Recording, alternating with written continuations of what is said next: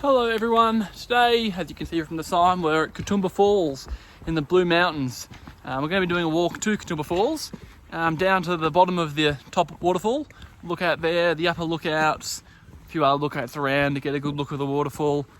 There's a map just here which gives some idea.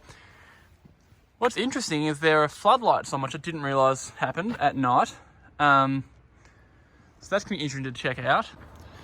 So we'll probably do the walk to the falls and then come back a bit later, and I might insert a bit of footage from the floodlit falls. But yeah, anyway, this is a pretty new track. I came a few years ago and it was mostly shut because they were repairing this section, but all new, so we'll see how it looks today. So it's all very well signed. We followed a signpost to Katoomba Falls Lookout. I believe this little trail is to the Witch's Leap Falls Lookout, which are a sort of secondary waterfall. Yep, Witch's Leap Falls. Let's have a gaze. Well, they're not especially impressive. That is the Witch's Leap Falls. Can't say I'll be coming back to see this one anytime soon. Alrighty, so only a couple minutes from Witch's Leap Lookout. Sort of the trail just leads around a bit of a circle. Come to look out for Katoomba Falls, which are pretty impressive. A big waterfall. Not quite as big as Wentworth Falls nearby, but still pretty big. You can see the Skyway cableway going across it, which would be kind of cool to be on. But there's also a lot of people in there, so not so keen. Weird rock over there. You can see the Three Sisters as well, and then here are the falls.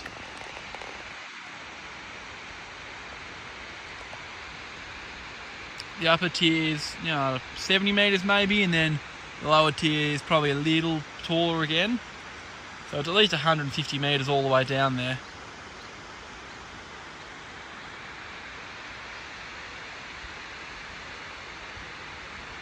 And that's where we're going, to the middle plateau there. Alrighty, so back at the junction. Heading down the further steps. Here, Witch's Leap down there. Basically, we're going to take the trail down here to the Queen Victoria Lookout, which is like a really good view of the whole waterfall, as well as to the Underfalls walk, I think it's called, which takes you pretty much right up to the base of the upper tier as we descend into the forest. So this is Witch's Leap. It's not a particularly impressive waterfall, but a little more water than last time at least. Named because it sort of looks like a witch's face. You can make that out in the rocks there. And that sort of brown staining I've just read is because it's polluted from fertilisers and stuff upstream, which is not ideal, especially in a national park, but it is what it is. So we're turning left at this junction down the further steps. About to hit another junction as well. Kind of a good way to get back up. They have a train that you can take down the bottom, although I think it's a little expensive. Up there is the upper lookout where we were at about 10 minutes ago.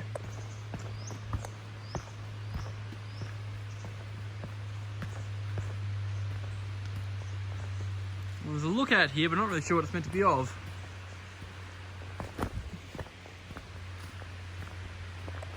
Not much. Alrighty, the junction here. Underfalls walk 10 minutes. And then that is towards the scenic world stations. Here's our way. So this is going to take us right up to the waterfall, and it's not far away either. Hopefully also towards the Queen Victoria Lookout. I can't really remember what track that was on, but we'll soon find out.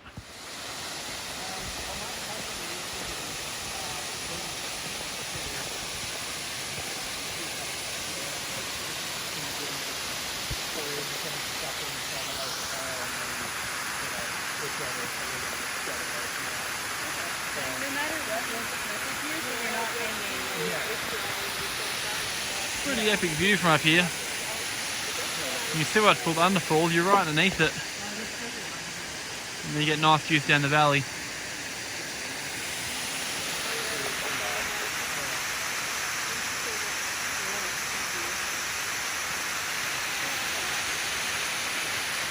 Alrighty, so we're back at the Underfalls walk. junction from a bit earlier. Obviously the Queen Victoria Lookout wasn't down that way, so we're going to head this way now, that's the track back to the car park. So it's a right turn towards Queen Victoria Lookout, and obviously the left turn to the Underfalls track. So we're going to go down this way, and hopefully we'll find a lookout. Okay, so shouldn't be too far from here to the Queen Victoria Lookout, because you can sort of see a direct view of the falls starting to appear through the trees. A little sign about some caves.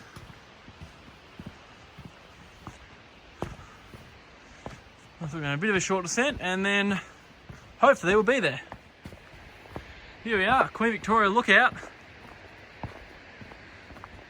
Really good view of the Three Sisters as well, actually. But Katoomba Falls in all its glory.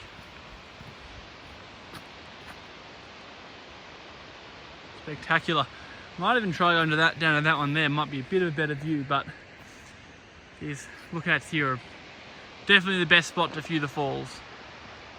So, as I suspected, Lions Point is the best view, just below Queen Victoria Lookout. Serious waterfall. These are probably 150 metres high, I'd have to say. Pretty good flow of water too. Not obviously full flow, but I think it's probably about average conditions. Up there you can look towards the lookout. We're at right at the start of the walk.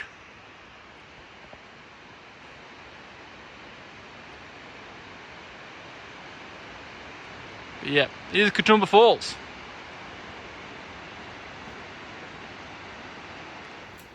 Alrighty, so on the climb back up now towards the car park. Still got a bit of walking to do, but I may as well wrap up the video now. It won't be the end of the video, because I'll come back later and I'll show you the falls under the floodlights, which should be pretty cool, I reckon. So stick around for that. Anyways, epic waterfall, Katoomba Falls. Probably not quite on par with Wentworth, but pretty close thing for the best falls in the Blue Mountains. 150 metres high, it's nothing to sneeze at. Obviously some stairs, as you can hear from my puffing, but not too long of a walk to get to the Underfalls and as well to Queen Victoria Lookout. You can keep going down the further steps to the base of the gorge, but without a bit of off-track scrambling, you can't get any views of the lower waterfall, and the Queen Victoria Lookout views are plenty good enough anyways. So yeah, I reckon give yourself about an hour and a half to properly explore sort of the three main vantage points, the upper lookout and then the two down here. And yeah, thanks for watching, and I'll see you in a few hours when it's nice and dark and floodlit.